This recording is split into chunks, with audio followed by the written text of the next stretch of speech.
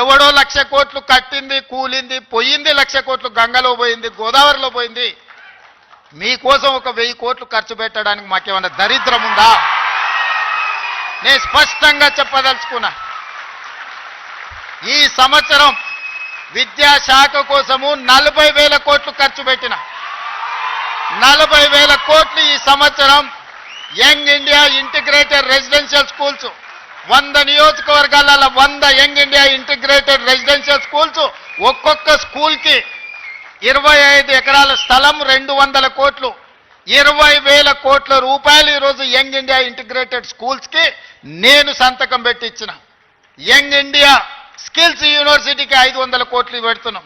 Young India sports యూనివర్సిటీకి ఈరోజు 100 కోట్లు పెడుతున్నాం. యంగ్ ఇండియా పోలీస్ స్కూల్స్కి ఈరోజు మనం 100-200 కోట్లు ఖర్చు పెడుతున్నాం. నేను అడుగుతున్న మిత్రులారా, ఈ ఉస్మానియా యూనివర్సిటీకి ఏమి ఇచ్చినా తక్కువే, ఎంత ఇచ్చినా తక్కువే.